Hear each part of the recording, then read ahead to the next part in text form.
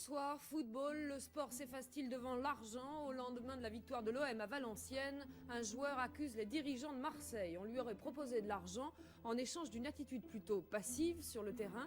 L'OM parle d'un mauvais roman policier, reste le doute, une enquête est ouverte. Le défenseur de Valenciennes, Jacques Glasman, a-t-il été victime d'une tentative de corruption? Il me propose une somme d'argent et certains avantages si je laissais les Marseillais passer ou si je jouais pas sur ma valeur. Ce 21 mai 1993, le défenseur du Football Club de Valenciennes, Jacques Glasman, confirme devant toute la presse que des dirigeants de l'Olympique de Marseille ont tenté de le corrompre. Il affirme même que 2 autres joueurs du club ont reçu la même proposition de l'OM, lever le pied contre 250 000 francs de l'époque. Cette affaire de corruption est le premier scandale de ce type dans le football français. Elle va déclencher la chute du club marseillais et faire tomber de son piédestal Bernard Tapie. Au cours des 10 mois d'enquête, riche en révélations, en rebondissements, le président de l'OM et Éric de Montgolfier vont se livrer par médias interposés à un feuilleton. La presse va alors s'emparer du dossier et certains journalistes même n'hésiteront pas à se transformer en justiciers. L'affaire OM Valenciennes est un peu le début de la descente aux enfers de l'ère Tapie. C'est la mise à jour d'un système déplorable, c'est le moins qu'on puisse dire, pour ne pas employer d'autres termes. C'est le début véritablement de l'ère du football business.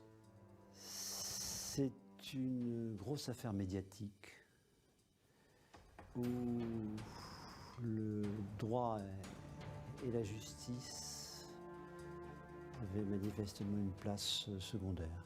Cela finalement a jeté une ombre gigantesque sur tout ce qui s'est passé avant et un petit peu après, c'est-à-dire sur tous les succès de l'OM de cette époque-là.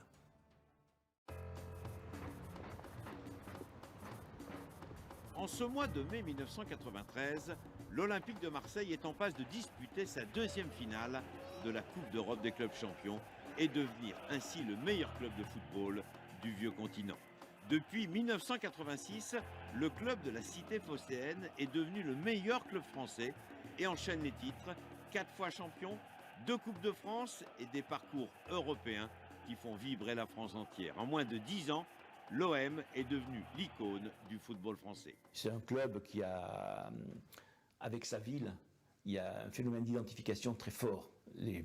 Même les Marseillais qui ne vont jamais au stade s'identifient à l'OM. Parce que nous allions jouer à l'étranger, il y avait toujours des gens qui étaient là avec des drapeaux à l'OM, avec des maillots ou des t-shirts de l'Olympique de Marseille.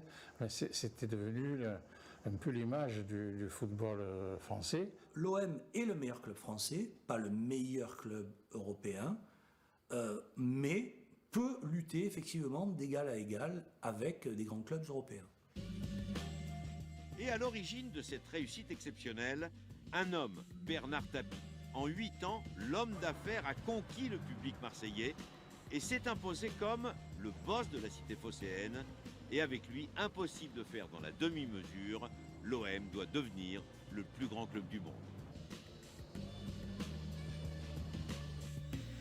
Il était 14h20 cet après-midi lorsque le Falcon Jet en provenance du Bourget atterrissait sur la piste de Marseille-Marignane. À son bord, celui qui défraie actuellement la chronique sportive en général et le football en particulier, Bernard Tapie, et qui avec Michel Hidalgo veut faire de l'Olympique de Marseille une grande équipe européenne.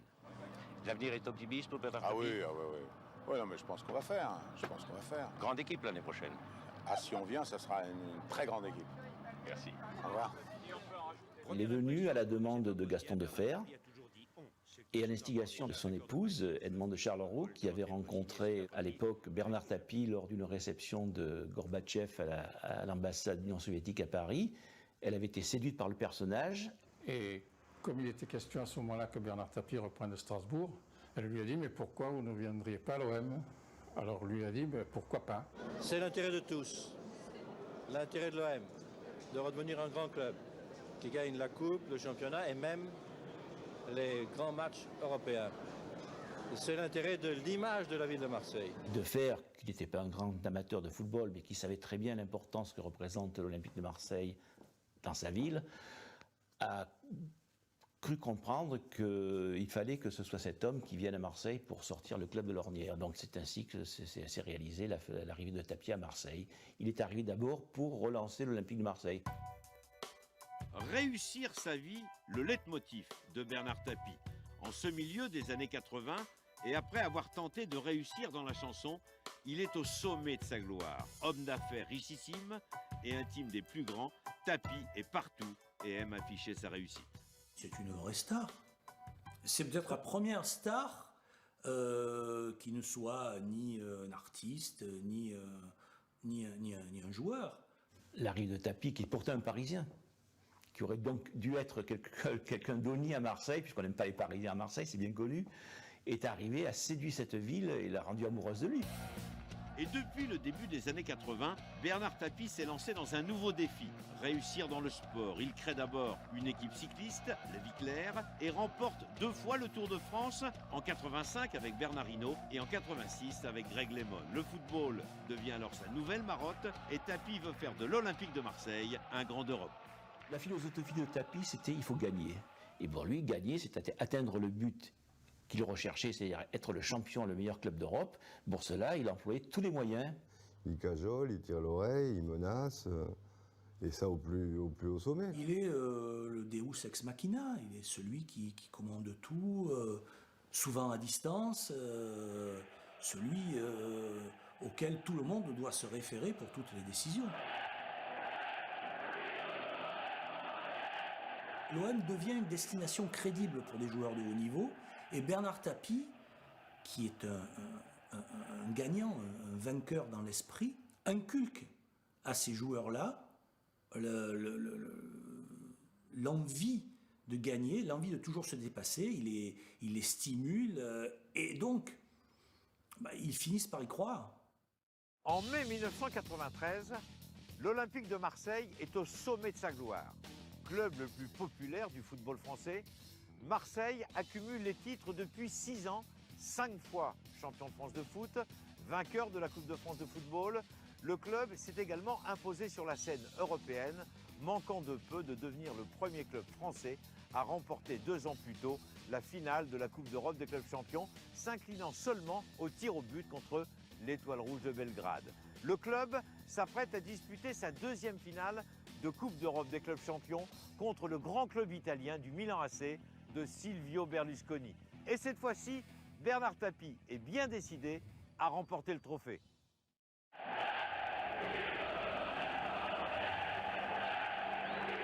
Au mois de mai 1993, l'OM peut à la fois tout gagner, mais tout perdre. Ce match à Valenciennes peut empêcher l'OM d'être champion, parce que l'OM n'a pas une avance suffisante sur le PSG. On est à la 36e journée, et à la 37e, l'OM doit recevoir le PSG quelques jours après la finale de la Ligue des Champions. Donc l'OM peut très bien perdre le championnat, mais aussi perdre des joueurs. Donc aujourd'hui, on peut avoir l'impression que battre Valenciennes, c'est une formalité pour l'OM.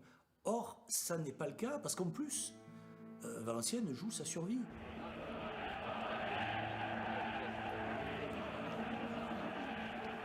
Avant le match, on sent rien. On sent rien. Les bonimenteurs, on les voit, ils sont copains comme cochons, coin casse, tout ça, Borloo, Tapie. Avant le match, c'est très convivial, c'est très civil. Je ne sens pas d'hostilité particulière. Les 2 présidents, Bernard Tapie, coin casse, qui viennent me voir, et je discute avec eux comme je le fais régulièrement. Et c'était une semaine avant que Marseille joue contre Milan, Coupe d'Europe. Et moi, de façon un peu naïve, je dis à Bernard Tapie, je pense que votre objectif aujourd'hui, surtout, c'est de ne pas avoir blessé. Et j'étais surpris par la réponse. Il me dit non, non, on vient pour gagner. Si tout paraît normal avant le match, à l'autre bout de la France, Jean-Louis Levrault, le vice-président de l'Olympique de Marseille, reçoit un étrange coup de téléphone. Tapie m'a téléphoné avant le match en me disant Je vais te dire la meilleure. Valenciennes, il voudrait qu'on fasse un match nul. Alors j'ai dit, mais qu'est-ce que tu leur as répondu? Il m'a dit, je les ai envoyés. Alors moi, ça m'a pas tellement surpris parce que Borloo avait été son avocat. Alors rien ne pouvait empêcher Borloo, dont Valenciennes était le club, de dire à Tapie. Pour moi, ça me semblait pas anormal. Mais s'il n'y a pas d'argent au milieu, voilà.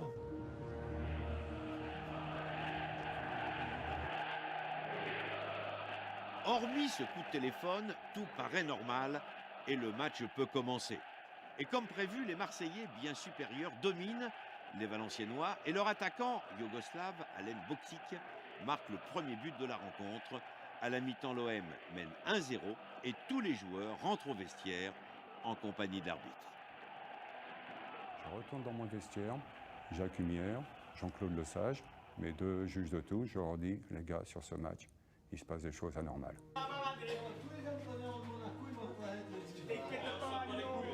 1, la blessure de Robert.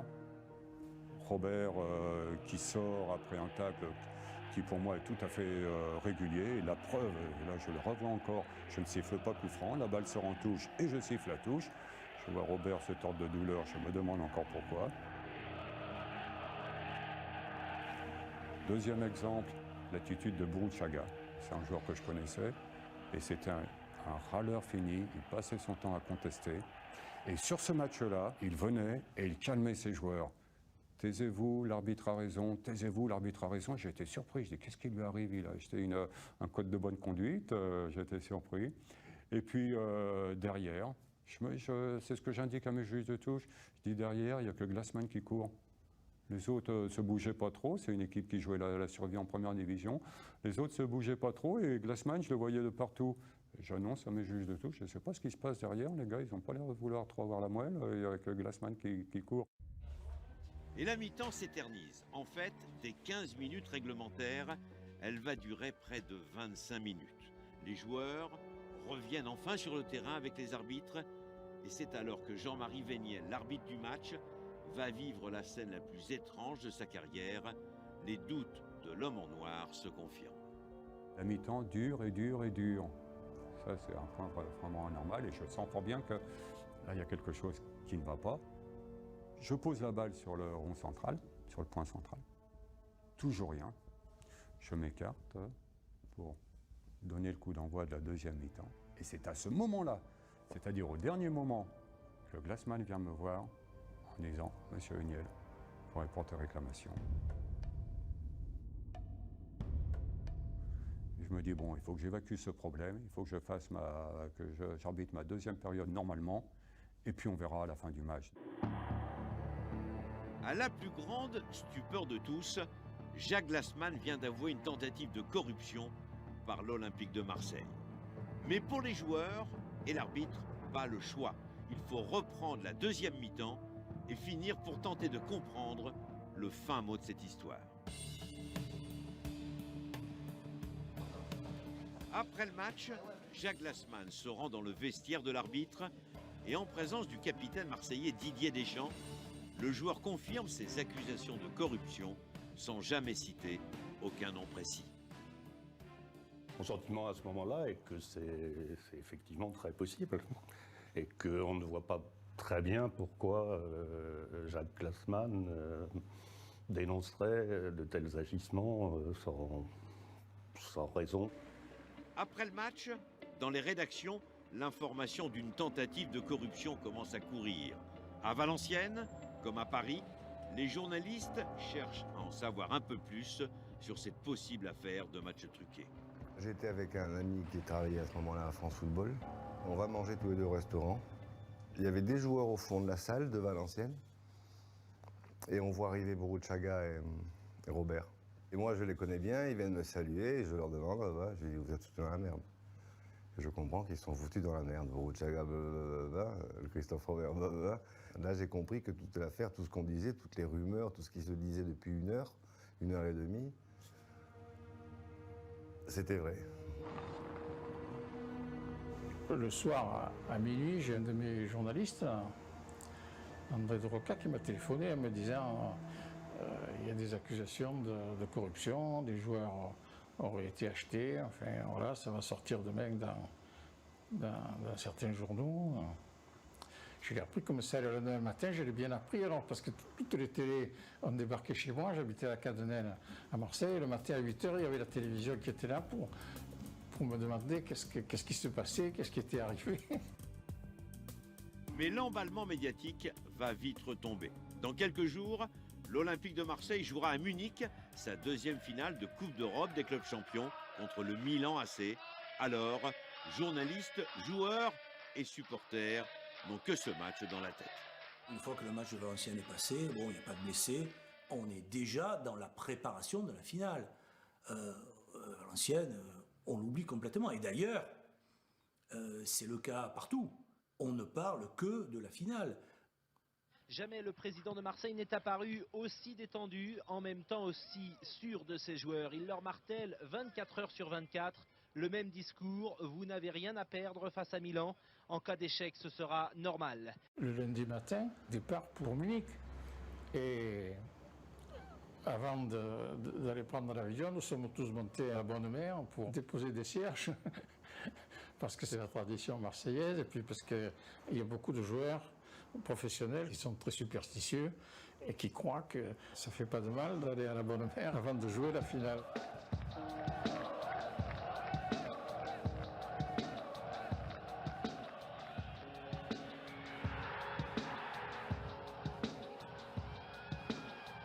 L'Olympique de Marseille remporte enfin une Coupe d'Europe, la première pour un club français. En pleine euphorie, les joueurs marseillais sont accueillis en héros dans la cité phocéenne. Mais la fête va être de courte durée. La Ligue nationale de football a mené son enquête en interne sur la tentative de corruption et Noël Le Graët a transmis son dossier à la justice. Ce matin à Montpellier, ce sont les responsables fédéraux qui évoquaient l'affaire. La Ligue nationale et la Fédération française de football se sont portés partie civile et souhaitent que la justice avance. Il y a un certain nombre de dirigeants qui gèrent, un très grand nombre, qui gèrent leur club avec beaucoup de cœur, beaucoup de talent. Puis certains qui ont tellement envie de gagner qu'ils dépassent peut-être les limites de l'envie de gagner. Alors c'est cela qui nous gêne. L'enquête de la Ligue a quand même été assez rapide et assez poussée. Elle a fait apparaître un certain nombre de vérités qui n'étaient plus contestables. Le 4 juin, autant que je me souvienne, c'est-à-dire une quinzaine de jours après le match qui avait lieu le 20 mai, le président de la Ligue va saisir la justice. Et c'est alors qu'apparaît l'homme qui va occuper l'espace médiatique pendant des mois. Le procureur de la République, Éric de Montgolfier. Lorsque le dossier me parvient de la Ligue, il y a l'enquête à laquelle il a été procédé, des auditions, des déclarations, des accusations, des négations. Là, il était difficile de dire qu'il n'y avait rien. Ça méritait qu'on aille voir plus loin. Bernard Tapie a réussi son pari, faire rentrer son club dans la légende du football français. La France du football est euphorique et Tapie plus populaire que jamais. Mais une ombre plane déjà sur l'OM et son président. Le procureur de la République de Valenciennes veut aller jusqu'au bout de cette affaire de corruption et faire la preuve de l'implication de Bernard Tapie lui-même. Voici le lieu de retraite des joueurs de Valenciennes où mercredi soir le téléphone aurait sonné dans la chambre de Christophe Robert, rejoint par Jorge Boruchaga et Jacques Glassman. Il est alors 21 h 30. Cette personne qui serait Jean-Pierre Bernès vous propose quoi? Il me propose une somme d'argent et certains avantages si je laissais les Marseillais passer ou si je jouais pas sur ma valeur, quoi. Est-il vrai que cette personne qui se faisait passer pour Jean-Pierre Bernès vous a proposé 200 000 francs? Oui, c'est exact. Il semblait qu'il y avait eu un appel entre les deux hôtels, celui où résidait l'équipe de Marseille et celui où résidait l'équipe de Valenciennes. Il y a eu un appel téléphonique qui était la flèche de la corruption. Très bien. Il fallait les listings. On est allé pratiquement au débeauté, au Novotel, pour essayer de trouver la première trace, le premier indice. Ce qui était intéressant au Novotel, c'était la réaction du gérant, du directeur, je ne sais. Il nous a annoncé que quelqu'un déjà avait demandé si l'hôtel enregistrait les appels et que, à partir de quoi, il avait mis cet enregistrement sous clé. C'était Jean-Pierre Bernès qui avait téléphoné, parce que lui avait compris, en même temps que nous, peut-être avons-nous, je ne sais, que c'était le point faible du dossier. S'il était établi qu'il y avait un appel téléphonique, mais il n'était pas certain qu'il y en avait une trace. Ce dont il était certain, c'est qu'il l'avait passé, sans doute. Et il cherchait à vérifier qu'il n'y ait aucune trace. Or, il y avait une trace. Et ça va se jouer non pas sur l'existence des appels, mais sur la durée des appels. Un membre de l'équipe de l'OM dit, effectivement, j'ai appelé, mais ça a duré 3 secondes. Et en fait, il y a un appel, mais qui dure beaucoup plus longtemps. C'était le premier indice fort que quelque chose avait pu se produire. Directement mis en cause par Glassman, la justice cherche à entendre Jean-Pierre Bernès. Directeur général de l'Olympique de Marseille, il est l'homme à tout faire et le bras droit de Bernard Tapie au sein du club, mais l'homme est souffrant et se fait hospitaliser dès le début de l'affaire, une hospitalisation qui crée la polémique. Personne n'est hospitalisé dans mon service pour une maladie diplomatique. Ça n'a jamais été le cas depuis que je suis chef de service et même avant. Après un passage en cardiologie, le directeur général de l'OM est aujourd'hui en psychiatrie. Le juge Bessy, chargé de l'instruction, a ordonné une expertise médicale et en attendant son résultat et l'audition de Jean-Pierre Bernès, le football français patiente. De son côté, Bernard Tapie veut se battre et contre-attaque. Il choisit Maître Debacker pour assurer sa défense et le président de l'OM est convaincu de prouver l'innocence de son club. Il m'explique cette histoire de fou où la fédération a déposé une plainte alors que le club n'y est pour rien et que c'est une histoire montée de toutes pièces. C'est un complot et c'est un complot probablement dont l'origine est politique. La seule chose que j'ai envie de vous dire, c'est que l'institution de l'Olympique de Marseille, et je m'adresse surtout à ceux qui l'aiment bien, ceux qui sont malheureux, tout à l'heure le président Seguin qui disait « j'espère qu'après avoir rêvé, on rêvera encore ». J'ai envie de lui dire, il n'a pas de crainte, il rêvera toujours. Parce que ça ne peut pas être le fait de l'Olympique de Marseille institutionnel. Bernard Tapie s'impliquait dans une procédure où il avait commencé de jurer ses grands dieux devant la France entière qu'il n'y était pour rien. On est hors dossier, avec Bernard Tapie qui veut peser sur le dossier, avec un procureur de la République qui voit tout l'intérêt de distiller les informations. C'est un jeu de dupes. C'est un jeu de dupes où on ne peut jamais savoir ce qui est vrai et ce qui n'est pas vrai. Bernard Tapie a donc décidé de prendre le dossier en main et fidèle à sa réputation, il ne recule devant rien pour convaincre et tenter par tous les moyens de sauver son club et sa réputation. De son côté, Éric de Montgolfier, convaincu de la culpabilité du président de l'Olympique de Marseille, tente de le pousser à la faute. Le combat de gladiateurs est engagé entre les deux hommes et Tapie va commettre sa première erreur. Alors Tapie a demandé à ce que je le reçoive en fin d'après-midi. Ce n'était pas mon souhait, je n'avais pas de souhait particulier, ni même celui de le rencontrer.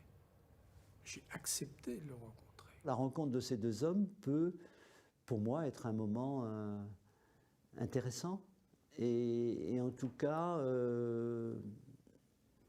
doit permettre d'effacer, de gommer, de rétablir une vision plus sereine du comportement des joueurs du club et du club lui-même.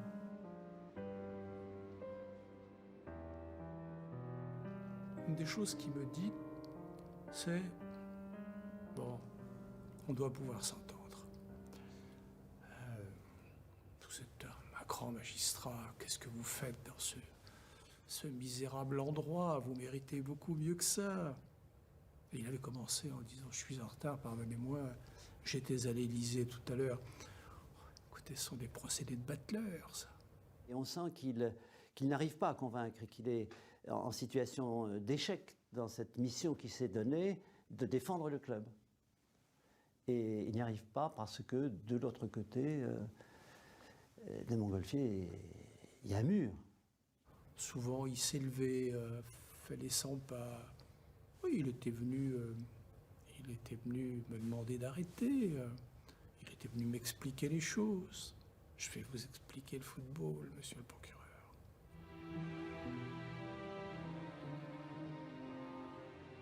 Je le sentais attentif à mes réactions.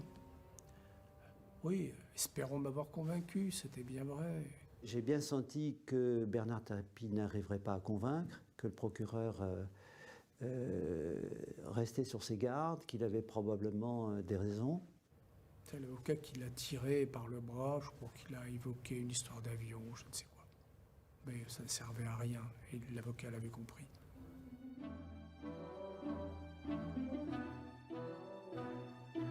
J'ai cru comprendre qu'il souhaitait me donner une information complète sur les mœurs dans le football français et compléter mon éducation d'apprenti footballeur. Aviez-vous besoin de ces renseignements?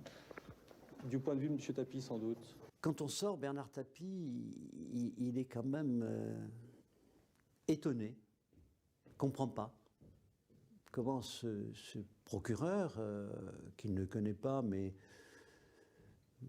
contre lequel il n'a pas de prévention non plus, ait pu avoir cette attitude. Je ne lui ai pas laissé le moindre espoir de m'avoir convaincu. Ça, je le lui devais. Cette rencontre avec Bernard Tapie, un souvenir qu'Éric de Montgolfier se remémore avec gourmandise. Car ce jour-là, le procureur de la République possédait des éléments que Tapie ignorait et qui mettaient à plat toute tentative de conciliation.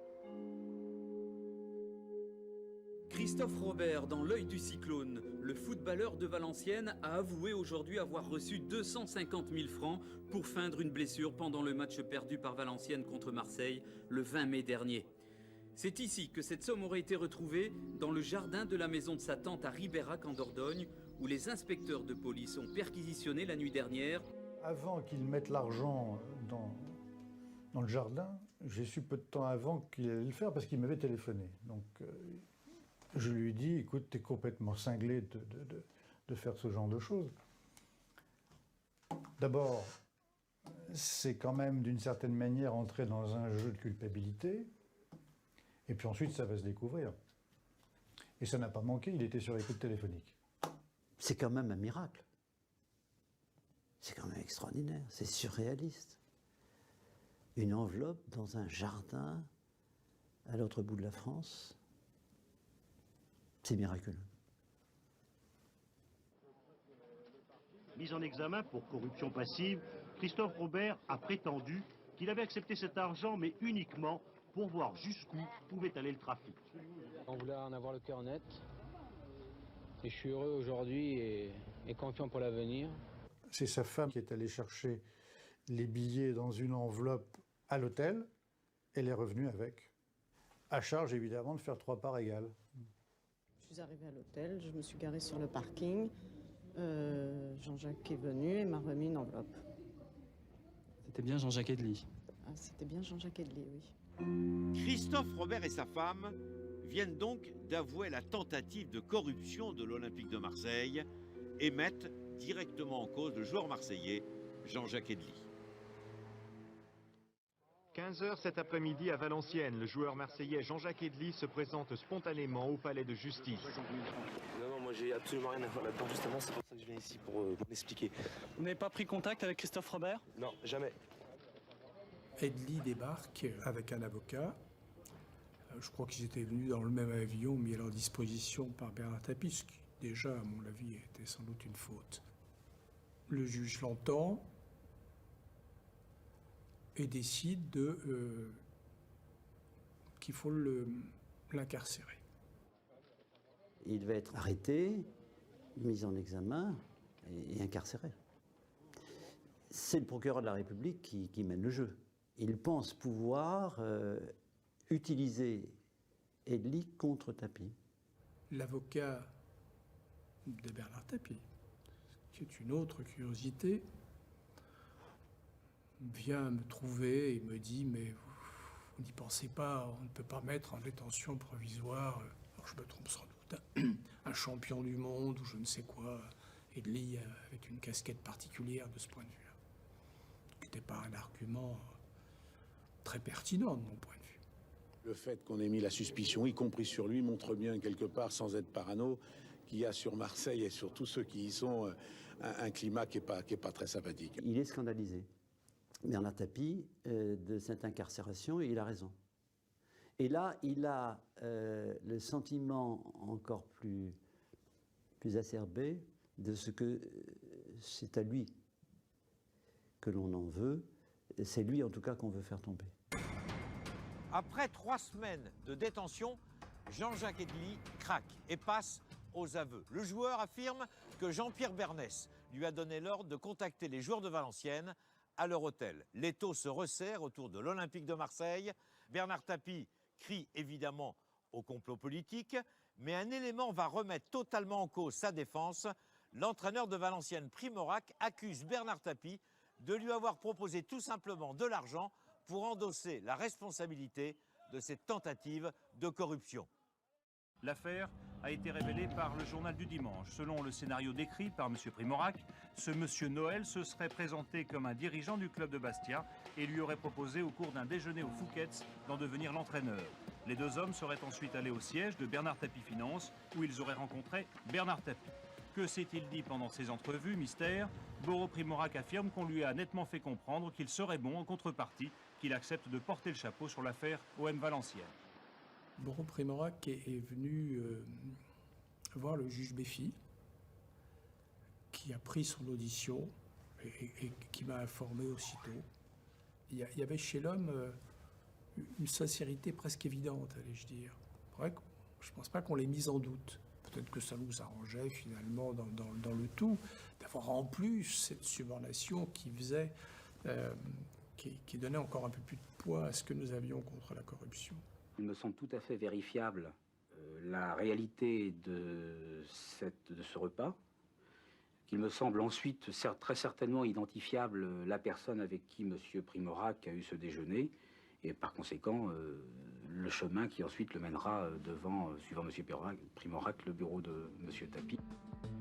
Tapie, de son côté, nie farouchement les accusations de Boro Primorac et affirme avoir un alibi. Mais Tapie, adepte des coups d'éclat, confie qu'il était en rendez-vous avec une personnalité importante, sans en donner l'identité. Bernard Tapie, effectivement, va provoquer un alibi en disant effectivement que ça surprendrait beaucoup de gens. Alors, les fantasmes sont entrés en action. On a même parlé à l'époque, autant que je me souvienne, du président de la République. Et tout le monde a cherché quel était l'homme apparemment important qui se trouvait dans son bureau et qui pouvait justifier que Boro Primorac n'était pas présent. Je sais qu'il a reçu un député maire. Ouais. Lui ne le dira pas à personne et moi je ne le dirai pas. C'est quelqu'un d'autre qui va le dévoiler à la presse. Au bout de quelques jours de suspense, c'est un journaliste du Point, bien aidé par un avocat proche de l'affaire, qui va révéler le nom de l'alibi de Bernard Tapie. Il s'agit de Jacques Mélic, le député maire de Béthune. La presse va effectivement jouer un rôle d'investigation. Elle va interroger tous les députés maires de France. Parce que quelqu'un a donné cette info. Et elle interroge Mélic qui répond « comment vous le savez ?» Et puis c'est parti pour une course-poursuite.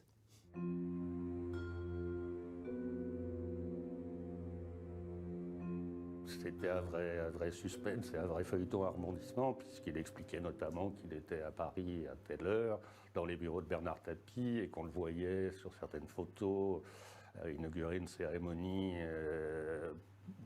à peine 2 heures plus tard à Valenciennes. Et donc il expliquait qu'il était rentré en un temps record, ce qui était assez rocambolesque et ce qui poussait par exemple certains confrères à prendre une voiture pour savoir s'il était possible de faire Paris-Valenciennes en temps de temps. C'était assez rocambolesque, il faut bien le dire.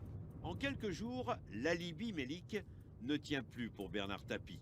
Le député maire de Béthune ne pouvant se trouver au même moment à Paris et à Valenciennes, le juge d'instruction et le procureur ont la conviction que Mélic a menti et le mettent en examen. Je dis oui, machination politique. Et je pèse mes mots. Jacques Mélic, en faisant un faux témoignage, s'est tué lui-même. Par amitié pour Tapie peut-être, mais il s'est tué lui-même. Qu'un ministre de la République fasse cela, c'est quand même grave, je pense. Tout ça est en train de polluer le dossier. Ça veut dire que les uns et les autres mentent. Et s'ils mentent, ils ont pu faire peut-être ce qu'on ne leur reproche pas encore. En ce début du mois de juillet 1993, la défense de Bernard Tapie devient intenable et les difficultés s'accumulent pour le président de l'OM. Après plusieurs mois passés en Argentine, à l'abri de la justice, Jorge Burruchaga, le joueur de Valenciennes, rentre en France et avoue à son tour la corruption et déclare lui aussi que c'est bien Jean-Pierre Bernès qui l'a contacté. On était tous les trois d'accord, oui. On était tous les trois d'accord pour voir jusqu'à où ça pouvait y aller, oui. On était d'accord tous les trois. Jean-Pierre Bernès, quant à lui, sort de la clinique après 5 semaines d'hospitalisation. Il est immédiatement entendu par la justice et mis en examen. C'est au bout d'une heure, à 15 h, que Jean-Pierre Bernès est sorti du palais de justice à bord d'un fourgon. Et c'est par un geste symbolique d'un poing fermé que le numéro 3 de l'OM laisse entendre qu'il n'a pas craqué. Jean-Pierre Bernès passera sa première nuit à l'hôpital pénitentiaire des Baumettes, où il a été transféré pour raison de santé. Après des mois d'enquête, le procureur de la République a rassemblé suffisamment de preuves. Au mois de février 1994, l'Assemblée nationale retire à Bernard Tapie son immunité parlementaire et le président de l'OM est mis en examen. Les instances sportives, à leur tour, décident de sévir et la Ligue nationale de football rétrograde le club en 2e division. Au mois de juillet 1994, c'est le coup de grâce. Bernard Tapie quitte l'Olympique de Marseille. Après 8 ans de présidence, c'est maintenant devant la justice qu'il devra enfin s'expliquer.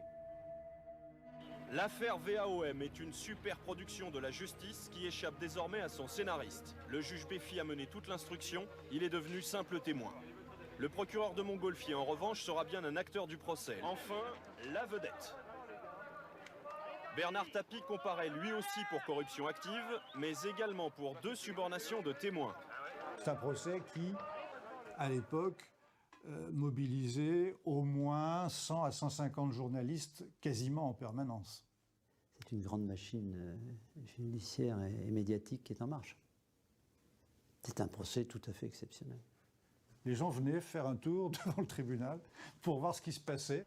C'était un peu le festival de Cannes. On venait voir la montée des marches du palais de justice de Valenciennes. Bernard Tapie, il est combatif, mais il est également inquiet de ce qui peut se passer, parce qu'il a le sentiment qu'on veut sa peau. En tout cas, qu'on veut une condamnation. Lors de l'audience, Bernard Tapie retrouve toute sa force de conviction, sa fougue. Peut-être qu'il ne se modère-t-il pas suffisamment. On avait l'impression qu'il arrivait chez les ploucs, quoi. Hein, c'était le petit tribunal de province avec les petits avocats, avec les petits magistrats, tout ça. Bon, ce n'est jamais que Valenciennes. Coup de théâtre au procès OM Valenciennes. Jean-Pierre Bernès, l'ancien directeur général de l'OM, a lâché Bernard Tapie. Bernès accuse directement Tapie d'être à l'origine de l'affaire de corruption qui a ébranlé la France du football. Les accusations de Bernès à 14h15, à la reprise d'audience l'après-midi, vont bouleverser tous les acteurs. Au moment où Jean-Pierre Bernès avoue cela, c'est la stupeur. Chacun se regarde pour essayer d'avoir confirmation qu'on a bien entendu les mêmes choses. Ça veut dire qu'on a eu raison depuis le début d'accuser la direction de l'OM du phénomène de corruption. Et chacun sent bien qu'on est à un tournant et qu'effectivement, ce qui pouvait peut-être passer pour un procès un peu banal prenait une autre dimension. Sortie très mouvementée de Jean-Pierre Bernès. L'ex numéro 3 de l'Olympique de Marseille vient de lâcher sa petite bombe. Pour la première fois, il affirme que des membres de l'OM ont corrompu des joueurs de Valenciennes en mai 93. La vérité, c'est qu'il y a eu une tentative de corruption la veille du match contre Valenciennes. Je me suis tué pendant 2 ans pour sauver l'image de Marseille. Bernard Tapie, je ne vous dis pas les mots qu'il a pu avoir. Un salaud. Il est furieux, mais en même temps, peut-être n'avait-il qu'une opinion tout à fait mitigée de son adjoint. Évidemment, je suis malheureux personnellement. Malheureux, mais pas des accusations. Malheureux de voir qu'un ami vrai, authentique, et encore aujourd'hui, quelqu'un que j'aime beaucoup, ait pu, par simple calcul de son nouvel avocat, partir dans cette voie-là en pensant que ça va amoindrir ses sanctions. Les aveux de Jean-Pierre Bernès, dès l'ouverture du procès, un premier revers pour la défense de Bernard Tapie. Mais l'ex-président de l'OM n'est pas au bout de ses surprises. Au 5e jour, c'est au tour de Jacques Mélic de témoigner. Il est 11h05. Corinne Krajewski, l'ancienne attachée parlementaire de Jacques Mélic, quitte le palais de justice sous haute protection policière. Elle vient de déclarer à la barre qu'elle a fait un faux témoignage à la demande de Jacques Mélic et que le député maire de Béthune a fait pression sur elle hier pour l'empêcher de parler. Le témoignage de son assistante m'a ému. Elle est enceinte à cette époque-là. Elle raconte les pressions dont a été l'objet, sa peur de l'avenir, du maintien de son emploi et celui de son mari. Et elle le fait sans haine, sans esprit de revanche, elle le fait tout simplement et d'une manière qui bouleverse les esprits. Mais à sa vérité, Jacques Mélic s'y accroche contre vents et marées. J'étais bien dans le bureau de Bernard Tapie le 17 juin. Et quand on lui dit que son attaché parlementaire a reconnu ne pas y être, il répond « ça devait être quelqu'un d'autre, de toute façon, tout cela ne m'intéresse pas ». Confronté à sa collaboratrice qui vient l'accuser, il la traite vraiment plus bactère. Mais vraiment, c'était étonnant de voir cette espèce de développé de mépris vis-à-vis de cette jeune collaboratrice. Tout le monde était estomaqué. C'était un homme un peu possédé, venu d'ailleurs et sans intérêt. Oui, triste spectacle, profondément triste. Je ne suis plus ensuite dans la même position de force, de conviction. En tout cas, c'est un dossier qui est devenu aléatoire. Au bout d'une semaine de procès, la défense de Bernard Tapie a été bouleversée. Jean-Pierre Bernès a avoué la corruption en le mettant directement en cause et l'alibi Jacques Mélic ne peut plus tenir. Le verdict est sans appel pour Tapie. L'ex-ministre est condamné à 3 ans de prison, dont 1 an ferme. Je trouvais qu'il avait été trop condamné. J'étais mal à l'aise sur ce quantum très excessif. En requérant moi-même 4 mois d'emprisonnement, je trouvais que j'avais fait un peu le plein de ce que je pouvais demander. En raison de différents éléments, 2 anciens ministres, tout ce que Bernard Tapie avait dégradé, tout ce que cette affaire avait dégradé dans l'esprit même de mes concitoyens. Cela avait un coût, cela avait un prix. 4 mois, c'était... Voilà, ça suffisait. Il y a plusieurs déclarations qui m'ont semblé vraiment extravagantes dans cette affaire. Il y a la déclaration du directeur financier de l'OM, qui vient déclarer à un moment dans le dossier, et il l'a confirmé à la barre du tribunal, c'est une pratique courante. À chaque fois qu'on part en déplacement, on part avec du liquide. On ne sait jamais. Donc ça veut dire que Dans l'esprit de ce monsieur, directeur financier, il y a un coffre. Et dans son esprit, ce coffre sert à alimenter une corruption générale. Je pense que l'affaire VAOM, oui, a révélé des méthodes qu'on pouvait soupçonner. Et parmi les matchs sur lesquels plane la suspicion, le plus célèbre reste la finale de la Coupe d'Europe des clubs champions, disputée en 1991 contre l'Étoile Rouge de Belgrade. Un match perdu par l'OM au pénalty, et pourtant les rumeurs persistent sur la corruption du gardien yougoslave. Moi, j'étais au siège du journal le jour de la finale, pour regarder la finale. Et on a reçu des coups de téléphone évoquant cette indiscrétion de l'approche du gardien de l'Étoile Rouge de Belgrade. Je pense qu'il a été doublé. Il a été doublé par le milieu marseillais, puisque le gardien de but de l'Étoile Rouge de Belgrade a fait pratiquement arrêter tous les tirs au but, alors que Pascal Olmeta, le gardien corse de l'Olympique de Marseille, a pratiquement les a regardés passer les uns après les autres. Donc on se demandait qu'est-ce qui s'était passé à ce moment-là, quoi. On s'est beaucoup posé de questions, on n'a aucune révélation à ce sujet, mais on se dit que Tapie, le premier, s'est dit que là, il y avait eu quelque chose qu'il n'avait pas non plus totalement maîtrisé. Des rumeurs de corruption qui accompagneront à jamais les victoires de l'OM, et ce depuis une petite phrase lâchée par Bernard Tapie en mai 90, après la défaite de son club contre Benfica en demi-finale de la Coupe d'Europe des clubs champions. Ce soir-là, le but de la défaite est marqué de la main par Vata. Manager l'environnement d'une Coupe d'Europe, j'avais pas compris, je vous promets que j'ai compris.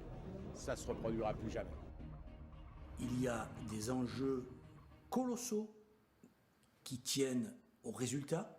Il y a des paris sportifs. Il y a des sponsors puissants. Il y a tellement d'économies autour du football que l'on peut douter de tout le temps. Maintenant, quand on se qualifie pour un tour de Coupe d'Europe, c'est des milliards qui tombent dans les clubs.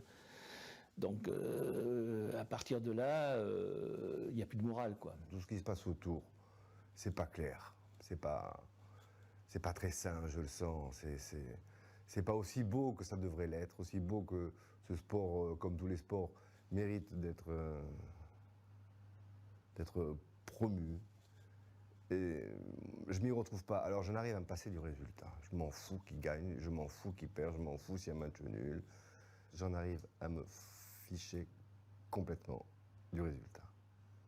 20 ans après, l'affaire VAOM reste le seul et unique cas de corruption avéré dans le football français. Aujourd'hui, les principaux protagonistes ont repris le cours de leur propre histoire. Burruchaga est retourné vivre en Argentine, où il est devenu entraîneur. Jacques Glassman, le chevalier blanc de cette affaire, est en charge de la reconversion des footballeurs au sein du syndicat des joueurs, l'UNFP. Christophe Robert s'est lancé dans le négoce de vin et Jean-Jacques Edli tente de revenir dans le football en tant qu'entraîneur. Jean-Pierre Bernès, quant à lui, il a su revenir dans le football lui aussi. Il est maintenant le plus important agent concernant les joueurs et même les entraîneurs, s'occupant notamment de la carrière de Didier Deschamps, le sélectionneur national. Enfin, Bernard Tapie, fidèle à sa réputation, est revenu sur le devant de la scène, acteur de théâtre, acteur de télévision, homme d'affaires. Tapie vient de racheter le groupe La Provence. On lui prête même l'intention de se présenter aux prochaines élections municipales à Marseille, reprenant ainsi l'histoire qui s'est interrompue en mai 93 à Valenciennes.